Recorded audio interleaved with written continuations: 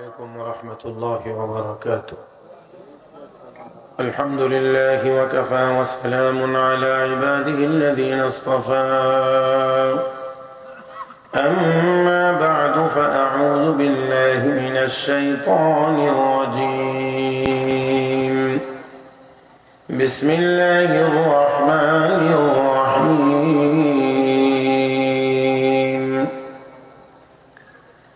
من عمل صالحا من ذكر أو أنثى وهو مؤمن فلنحيينه حياة طيبة ولنجزينهم أجرهم بأحسن ما كانوا يعملون.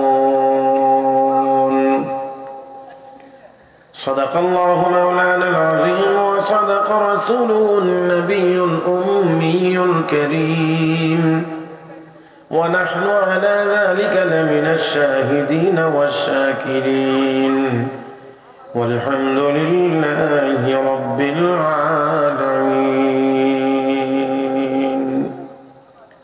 التقوى আদর্শ বালিকা মাদ্রাসা আশারিয়া ছাড়া কর্তৃক আয়োজিত আজকের দ্বিতীয় বার্ষিক তাফসীরুল কোরআন ও দোয়া মাহফিলের সম্মানিত সভাপতি, উপস্থিত নেতৃবৃন্দ, উপস্থিত হযরত উলামায়ে কেরাম, সমবেত দিনদার ইমানদার মুসলমান ভাইয়েরা, পর্দার আড়ালে অবস্থানরত শ্রদ্ধেয় সম্মানিত মা ও বোনেরা, রব্বে করিমের দরবারে শুকরিয়া আদায় করছি যিনি আমাদেরকে আজকের এই মুবারক মজলিসে আসার বসার, কোরআন হাদিসের আলোচনা করার ও শোনার তৌফিক দান করেছেন।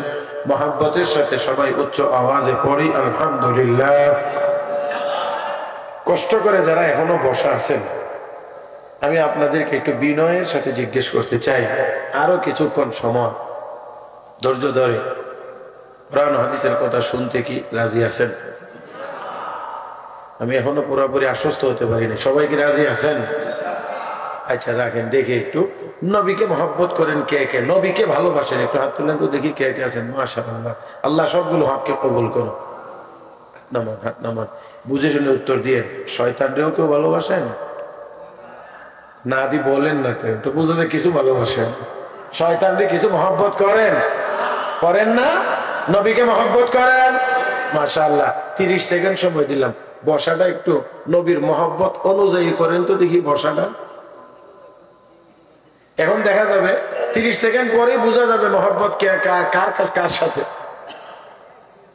কে কাকে মহব্বত করেন 30 সেকেন্ডের পরেই প্রমাণ হবে ইনশাআল্লাহ।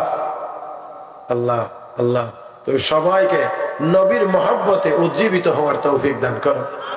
মাশাআল্লাহ মাশাআল্লাহ মাশাআল্লাহ। আসেন আসেন আসেন, এই তো সুন্দর হয়ে গেছে। এই মানুষগুলোই তো একটু আগে ছিলেন, এই আধা মিনিট আগে এই মানুষগুলোই ছিলেন, কিন্তু মজলিস এত সুন্দর ছিল না, ভাঙ্গাচোরা ছিল। আর এখন বোঝা যায় সুন্দর।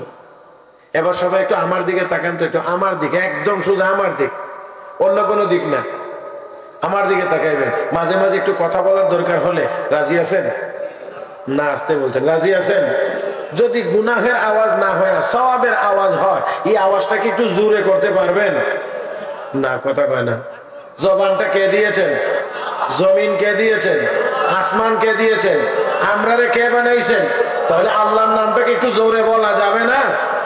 সওয়াবের দরকার সবাই নাই না আছে?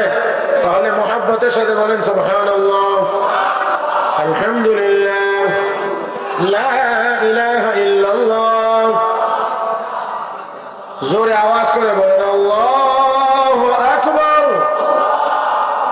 হয় নাই হয় নাই হয় নাই, এত মানুষের আওয়াজ এটা হয় নাই, আরো বলিষ্ঠ লাগবে আল্লাহু আকবার। মাশাআল্লাহ মাশাআল্লাহ। আল্লাহ আপনাদেরকে দীর্ঘ নেক হায়াত দান করুন। আমি পবিত্র কোরআনুল কারীম থেকে একখানা আয়াত তেলাওয়াত করেছি, সূরাতুন নাহলের 97 নম্বর আয়াত। এই আয়াতে কারিমার আলোকে আপনাদের খেদমতে কয়েকটি কথা বলার আশা করেছি। আল্লাহ যেন বলবার, শুনবার, বুঝবার এবং আমল করবার তৌফিক দান করেন বলি আমিন। আমি শুরুতেই যে কথাটি আপনাদেরকে বিনয়ের সাথে বলতে চাচ্ছি, বয়ান যতক্ষণ চলে ততক্ষণ চলার মতো চলতে হবে। লম্বা হবে না কম হবে এটা অন্য বিষয়। 10 মিনিট তো 10 মিনিট চলার মতো চলতে হবে, 20 মিনিট তো 20 মিনিট চলার মতো চলতে হবে। আমাকে এদিক ওদিক ঘুরবেন, এমনি এমনি তাকাইবেন, আরেকজনের সাথে কথা বলবেন, এই সুযোগ আমি দিতে পারবো না।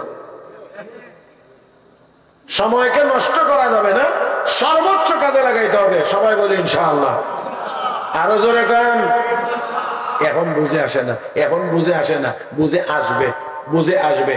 শেখুল হাদিস হযরত আকদাস মাওলানা জাকারিয়া রাহমাতুল্লাহি আলাইহি, তিনি তার কিতাবে লিখেছেন, বাগদাদের ওয়ালি হযরত সাররি সাখতি রাহমাতুল্লাহি আলাইহি, উনি হযরত ইমাম জুরজানির সাথে সাক্ষাতের জন্য গিয়েছেন। গিয়ে দেখেন উনি আটা পানি দিয়ে গুলে এমনি খায়, রুটিও বানান না। জিজ্ঞেস করলেন, হযরত রুটি বানান না কেন? রুটি বানাইতে গেলে অতিরিক্ত সময় লাগে। রুটি যদি না বানাই এমনি গুলে খেয়ে ফেলি, তাহলে যেই সময়টা বাঁচানো যায় এই সময়টার ভিতরে আমি 70 বার সুবহানাল্লাহ পড়তে পারি। সব জবান আর একটু আওয়াজ করে বলেন। তারা সময়কে কত কাজে লাগাইছেন, কি পরিমাণ মূল্য দিয়েছেন। রুটি বানাইতে গেলে সময় বেশি লাগবে, এই জন্য রুটি বানান নাই, এমনি খাইছেন। যেই সময়টা বাঁচাইতে পারছেন সেই সময়টার ভিতরে সুবহানাল্লাহ পরে নিজের সামান বড় করেছেন, সওয়াবের ভান্ডার বড় করেছেন। আর আমাদের ঘন্টার পর ঘন্টা সময় চার দোকানে বসে গল্প গুজবে চলে যায়, জবান দিয়ে একবার সুবহানাল্লাহ বের হয় না। জোরে কান, জোরে কান। আমার ভাইয়েরা, আমি আপনাদেরকে বলি, দুনিয়ায় চলতে গেলে দুনিয়া অবশ্যই লাগবে, তবে আমাদের আসল ঠিকানার নাম জান্নাত। আমাদের আসল ঠিকানার নাম। কিছু মানুষ আছে স্যার, তারা শুধু দুনিয়া চায়। আমরা শুধু দুনিয়া চাই, শুধু দুনিয়া চাই না জান্নাতও চাই? আল্লাহ রাব্বুল আলামিন কোরআনে কারীমের ভিতরে ঘোষণা করেছেন, فمن الناس من يقول ربنا آتنا في الدنيا وما له في الآخرة من خلاق ومنهم من يقول ربنا آتنا في الدنيا حسنة وفي الآخرة حسنة وقنا عذاب النار।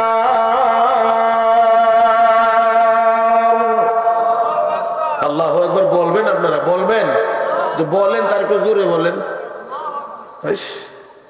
আবারও বলছে, আল্লাহু আকবার বলবেন নাকি বলবেন না? যদি বলেন তার একটু জোরে একসাথে বলেন।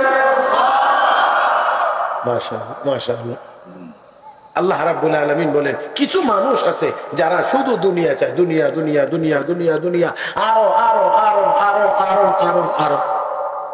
আল্লাহ রাব্বুল আলামিন বলেন, দুনিয়া পাইলে পাইতেও পারে, নাও পাইতে পারে। আওয়াজ করে বলবেন, দুনিয়ার মালিক কে? আসতে বলেন, দুনিয়ার মালিক কে? তাহলে দিবেন কে? নিয়ে যাবেন কে? কি করতে এসে এখন আর লাগবে না, যাও। এমনি জমানো যায় না, তুমি এসো না, একেবারে এই মুহূর্তে ডিস্টার্ব করতে। দুনিয়ার মালিক কে? দিবেন কে? নিবেন কে? এই জন্য আল্লাহ দেন, আবার আল্লাহ নিয়ে যান। দেখাইয়া দেন যে তোর না, সব কার? আল্লাহ। তো দুনিয়া, শুধু দুনিয়া, শুধু দুনিয়া, শুধু দুনিয়া চাইলে দুনিয়া পাইলে পাইতেও পারে, নাও পাইতে পারে, কারণ দুনিয়াটার মালিকও কে? এই জন্য আল্লাহ রাব্বুল আলামিন বলেন, মান কানা ইউরিদুল আজিলাতা আজ্জালনা লাহু ফিহা মা নাশাউ লিমান নুরিদ সুম্মা জাআলনা লাহু জাহান্নাম ইয়াসলাহা মাযমুমান মাদহুরা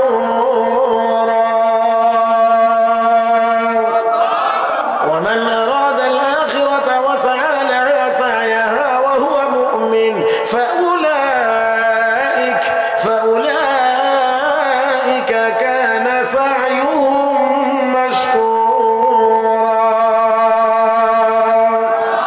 আল্লাহ রাব্বুল আলামিন বলেন, যারা শুধু দুনিয়া চায়, দুনিয়া আমি যাকে চাই তাকে দেব, যতটুকু চাই ততটুকু দেব। অতএব সবাই চাইলেই সবাই দুনিয়া পাবে না, যতটুকু চাইবে ততটুকুও পাবে না। আমি যতটুকু দেব ততটুকু পাবে, যাকে দেব তাকে পাবে, যাকে দেব না সে পাবে না। যতটুকু চাইবো আমি আল্লাহ, এর বাহিরে আর পাবে না। ও মুসলমান, তবে শুধু দুনিয়া দুনিয়া করে করে হাজারো অন্যায় অপরাধ আর গুনার কাজ করার কারণে রব্বে কারীম বলেন, তারপরে পরবর্তী ঠিকানা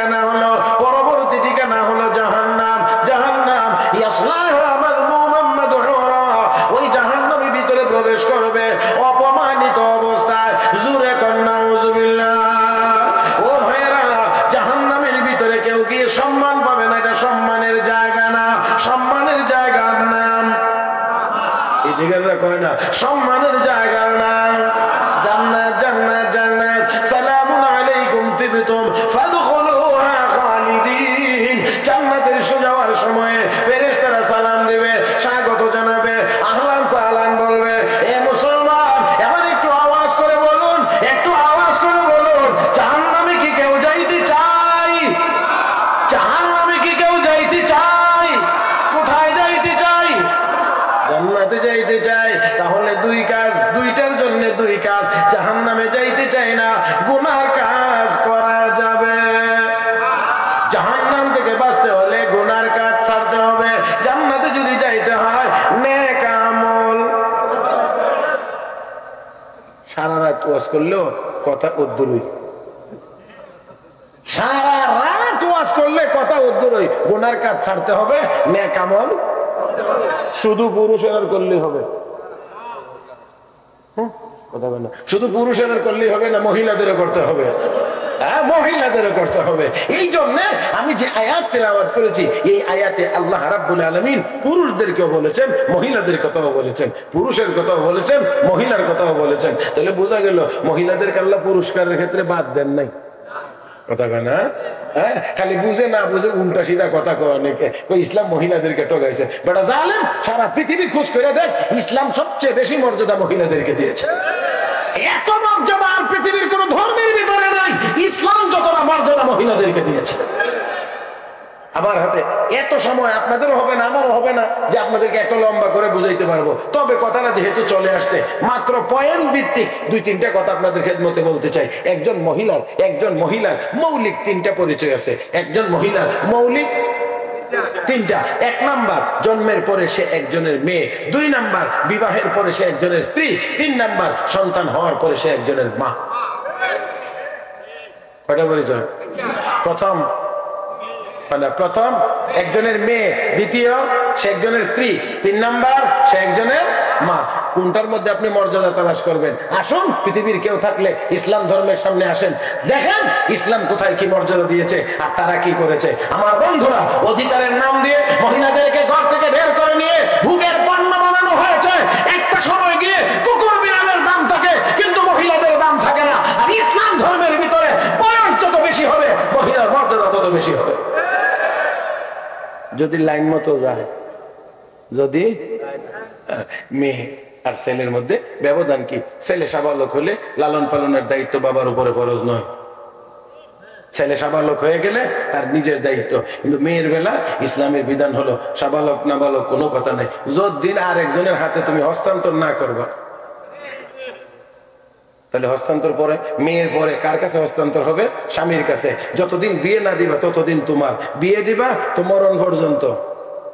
কথা কয় না স্বামী? তাহলে দেখেন, লালন পালনের দায়িত্ব বিয়ের আগ পর্যন্ত তার গার্জিয়ানের, বাবার। এবার বিয়ের পরে তাহলে দেখা গেল সে একজনের স্ত্রী হিসাবে মর্যাদা, মোহর পাবে, এককালীন কিছু টাকা। কথা বল না, এটা দেওয়া লাগবে তো। এটা কইবেন কেমনে জোরে, খালি নিবেন কেমনে এই চিন্তা দেন। আমার ভাইরা, যে মোহরের কথাটা বলতে গেলে একটু ঝামেলা। দেখবেন বসে বসে খালি আল্লাহ মাফ করুন, সাবেক চেয়ারম্যান সাহেব কিছু ডরও করে। আবার আপনারা মুরব্বীরা আছেন, আমি বলতেছি মুরব্বীরা আছেন, মাঝে মাঝে একটু ওনাদের সম্মানে আসলে একটু কথা বলতে একটু আনইজি লাগে। তবে আপনারা না, আমি যারা এই কাম করে হেরারে করতেছি, আপনারা না, কথা বুঝছেন না? আর আপনার মধ্যে যদি এমন বদ অভ্যাস করে তাহে তো আপনারাও কথা কথা বদ অভ্যাস যদি থাকে তো আপনারাও যাও। এবার ওই বাল্লা ভরসা কোন কে আপনারা দেখবেন। মোহরের আলোচনা করতে গেলে আমার আগের মেয়েটারে বিয়ে দিয়েছি 7 লাখ টাকা কাবিন, এটা 10 লাখ না হইলে মান সম্মানের ব্যাপার। 10 লাখ টাকা কাবিন দিছে, এরপরে কি বাকি কথা কয় না, বাকি দেখেন কাবিন নামের মধ্যে নিচের ঘরের মধ্যে লেখা আছে কলামের মধ্যে বাকি। আপনারা কে বলছে 10 লাখ টাকা মোহর লিখতেন আর বাকি লিখতেন? আপনি আগে দেখবেন ছেলের এবিলিটি কতটুকু, সামর্থ্য কতটুকু। সামর্থ্যের ভিত্তিতে মোহর নির্ধারণ হবে, আর সেই মোহর উসুল হতে হবে। কোন স্বামীর, মনে রাখবেন কথাটা খুব খেয়াল করে, কোন স্বামীর যদি মোহর দেওয়ার নিয়ত না থাকে, কোন স্বামীর যদি মোহর দেওয়ার নিয়ত না থাকে, এমত অবস্থায় সংসার করলে হাসরের দিন আল্লাহর আদালতে জিনাকারী হিসেবে সাব্যস্ত হবে। যদি তার নিয়ত না থাকে। আর আর কিছু কিছু আছে তো মানে কায়দা কৌশল করে বুঝাইয়া টুজাইয়া খালি ফইলারা থেকে আপনি মাফ লয়ে লিত বাটফার গুনাহের।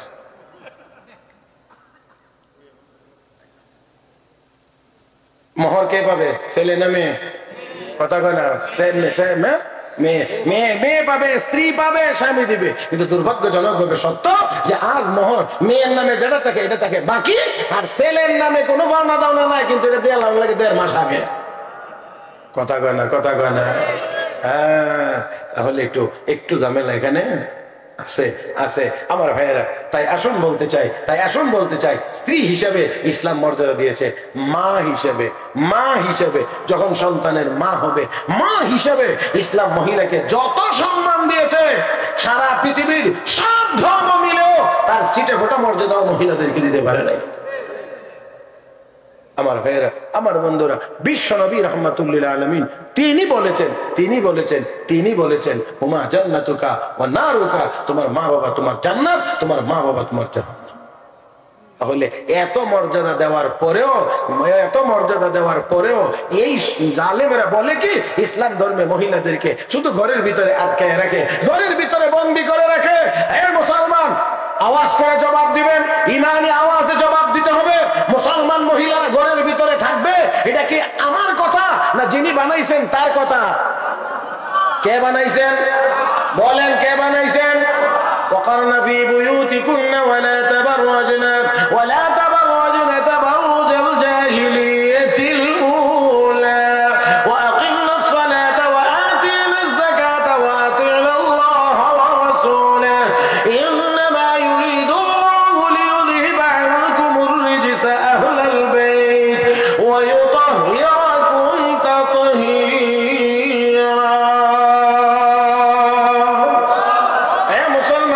করিম বলেন, ও দুনিয়ার মুসলমান মহিলারা ঘরের ভিতরে থাকো, ঘরের ভিতরে থাকো। কে বলেছেন? আমার ভাইরা, আমার বন্ধুরা, যেই জিনিস যত বেশি দামি হয় এই জিনিস রাস্তায় ফেলায় রাখে। যেই জিনিস যত বেশি দামি হয় সেই জিনিস তত বেশি চোখের আড়ালে রাখে।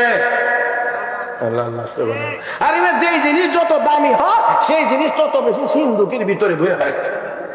দামি কারণ চোর ডাকাতের নজর যাতে না পড়ে, এই জন্য ঘুরাইয়া দামি জিনিস রাখে। এই জন্য আল্লাহ রাব্বুল আলামিন বলেন মহিলারা বড় দামি জাতি, কারণ এরা যদিও মহিলারা নবী না, কিন্তু মহিলারা নবীর মা, মহিলারা ওলির মা। আমার ভাইয়েরা, এই জন্য দামি জিনিস এটারে ডাইকা রাখা লাগে। এই ঢাকবার নাম হইল পর্দা। কথা কয় না, সেটা ভাত এটাও যদি কেউ প্লেটের মধ্যে বাইরে দেয়, তারপরে একটু দেরি হইলে কই একটা ঢাকনা দিয়ে ডাইকা রাখ, মাছি বসতেছে। হ্যাঁ, এক মুঠ ভাত, ওই আল্লাহর কথাবার্তা কইতো না, কষ্ট হইতেছে। আরো কয়েক মিনিট চলবে তো ইনশাআল্লাহ। আলহামদুলিল্লাহ আলহামদুলিল্লাহ আলহামদুলিল্লাহ। এই মানুষ আগে আসিলেন কোথায়? যখন যাইছেন সবাই মানুষ হই না, কিছু জিনটি নয়ছেন।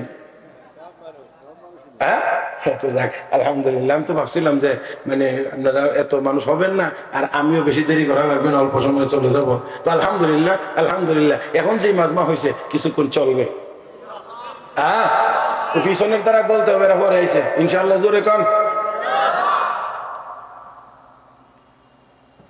দামি জিনিস প্রকাশ্যে রাখে, ঢেকে রাখতে হয় দামি জিনিস। হ্যাঁ, এরপরে দেখেন কিছু জিনিস আছে যে জিনিসের উপরে মানুষের বদনজর পড়ে না, বদনজর পড়ে। চোখের কুদৃষ্টি তো সত্য, রে তো আল্লাহ রাসূল বলছেন যে চোখের কুদৃষ্টি সত্য। তো চোখের কুদৃষ্টির কারণে লাউ গাছ, সিম গাছ, অমুক গাছ তমুক গাছ যদি নষ্ট হতে পারে, আল্লাহ মাফ করুন, আপনারা বেয়াদবি হলে মাফ করবেন, মা বোনরা যদি পেট খুলে রাস্তাঘাটে ঘোরাফেরা করে, তাহলে দুষ্টদের বদনজরের কারণে ওই পেটের সন্তান নষ্ট হতে পারে।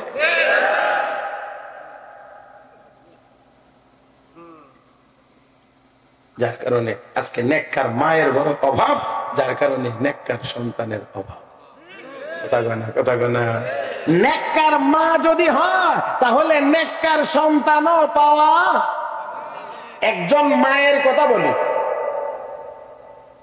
যেই মায়ের সন্তান জগৎ বিখ্যাত মুহাদ্দিস, নাম ইমাম রবিআতুর রায় রাহমাতুল্লাহি আলাইহি, দারুল উলুম দেওবন্দ মাদ্রাসার সুদীর্ঘ 56 বছরের সুদক্ষ প্রিন্সিপাল হযরত আকদাস মাওলানা কারি তৈয়ব সাহেব রাহমাতুল্লাহি আলাইহি, তিনি বলেছেন ইমাম রবিআতুর রায় রাহমাতুল্লাহি আলাইহি যখন উনি ওনার মায়ের পেটে, তখন ওনার বাবা সিরিয়াতে চলে যাবেন ব্যবসার জন্য, ওনাদের বাড়ি মদিনা শরীফ।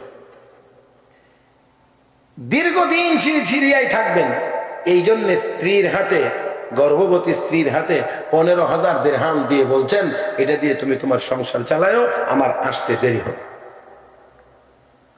চলে গেছে, এই দিক দিয়ে সন্তান জন্ম নিয়েছে, মা আদর করে নাম রাখছেন রবিয়া, আদর সোহাগ দিয়ে লালন পালন করছেন।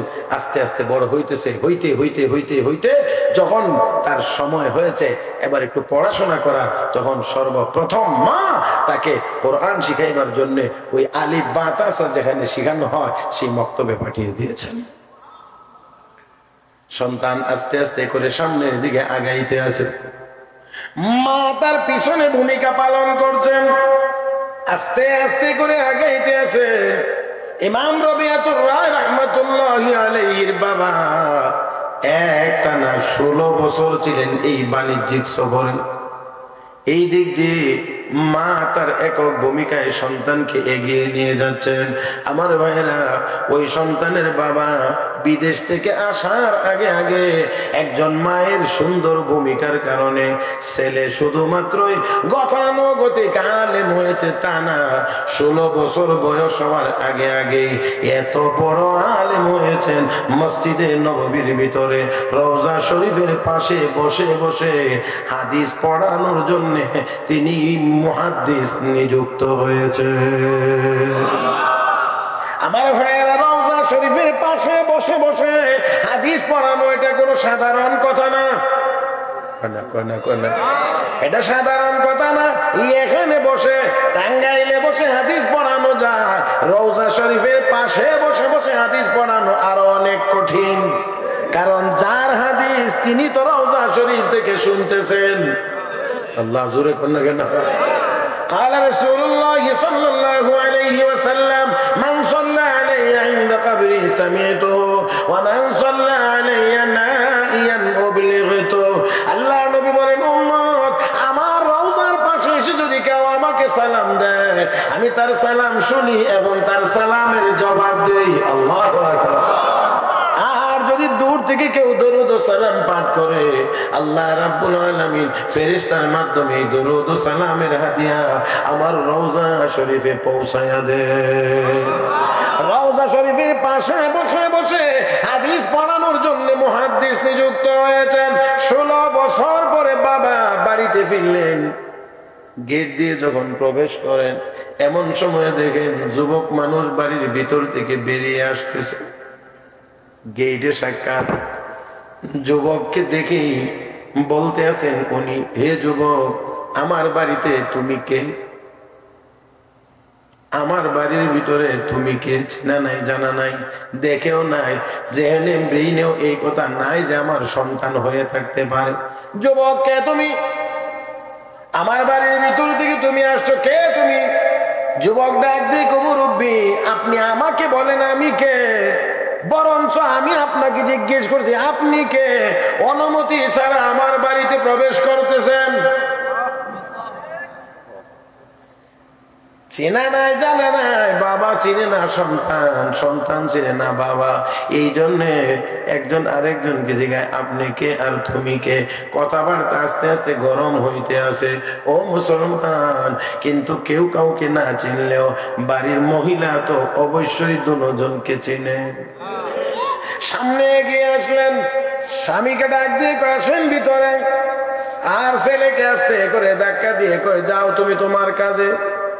মেজাজ গরম হয়ে গিয়েছে।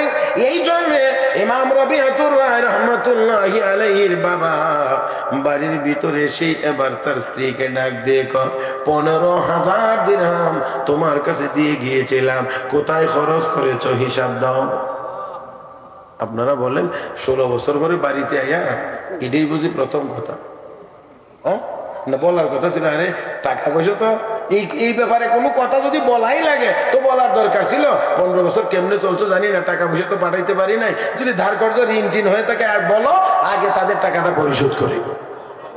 কিন্তু মূল কথা হয়েছে কি, ওই যে এখানে যে মেজাজটা গরম হয়ে আছে, মেজাজ তো এটা এমন এক জিনিসের নাম, এক জায়গাতে যদি একটু রাগ ওঠে, রাগ করে মেজাজ গরম হয়, তো ভালো জায়গা থেকে দেখবেন দেখলে হাত করে কথা কয় না। এটা আমি আপনারা এত বেশি বুঝাইতে পারবো না, বুঝাইতে গেলে আবার কেউ কেউ কষ্ট পাবেন। অনেকে দেখবেন বাইরে কাজ করতে গিয়ে ফেসফুস লাগছে, অন্য বেটার সাথে কথাবার্তা ইয়ে হয়েছিল, উল্টা সিধা কথা কয়েছে, অন গিয়ে মান সম্মান লইয়া টান দিছে, এরকম একটা অবস্থা, মেজাজ গরম, আইসে বাড়িতে আইসে দেখে বউ নাস্তা ঠিক মতো এখনো রান্না হয়েছে না, এখন ওই যে রাস্তার যে আরেকজনের সাথে যা যা হয়েছে সব রাগ আর গোসা বউর উপরে দিয়ে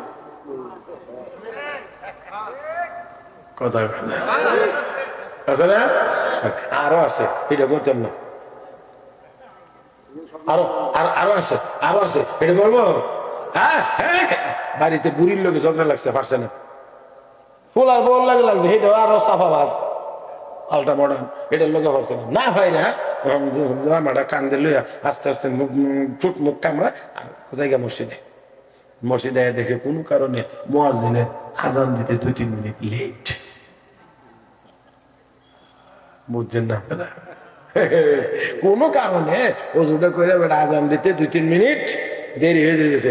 ওই যে বাড়ির বুড়ির সাথে লাগছিল, পারছে না, ফুতের বউর লোকে পারছে না, না পারার যত রাগ আসিল এখন মুয়াজ্জিনের উপর দিয়া